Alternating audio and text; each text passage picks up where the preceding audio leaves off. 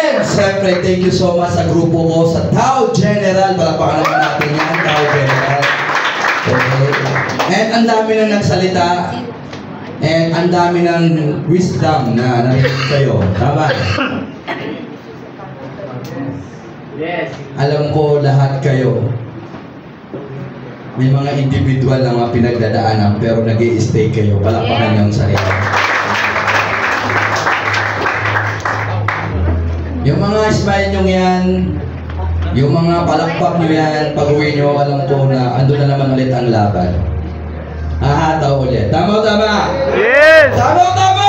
Yes! Pagsasabihan tayo ng coach natin, ito yung daily routine natin, ito mga gagawin natin. Magpo-prospecting tayo, magpupuyat tayo. Minsan gutom pa, kulang pagkain, pero okay lang, laban lang.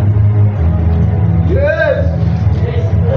Pero mga bago, pinilit lang ang sarili, kahit ayaw ng magulang, lumaban, nagtuloy nandito dahil may pangarap.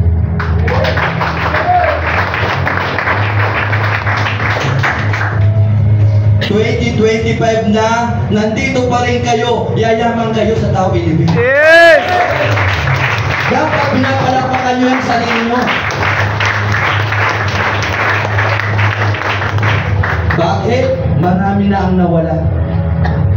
Marami na ang hindi nagstay. Marami na talaga ang napanghinaan ng loob, pero andyan pa rin kayo. Nakaupo! At lumalaban! Umiiyak tayo. Sa mga oras na walang-wala tayo. Nalulungkot tayo. Pag lahat iniiwanan tayo. Darating sa point dito, pipigain tayo. Pero believe me, lahat ng mga nananalo ay ang mga taong hindi umaayaw.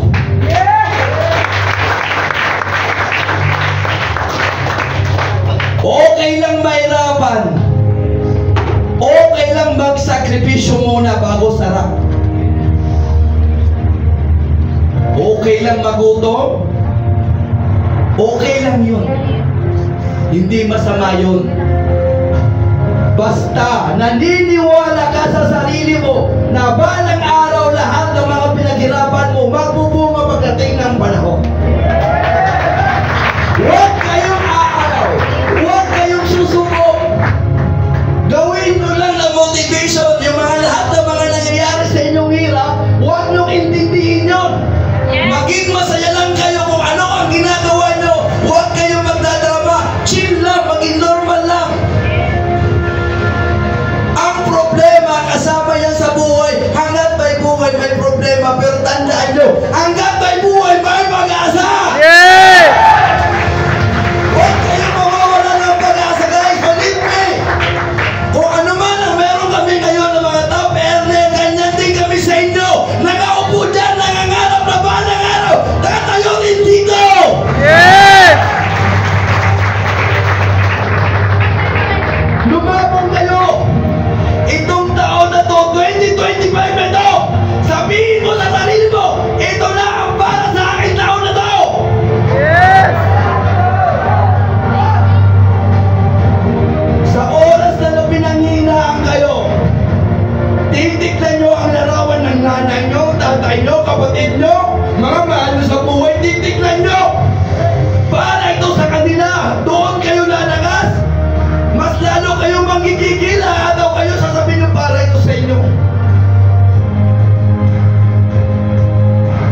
Kaya, lahat ng mga dirito, pinapanalangin ko sa Panginoon Diyos,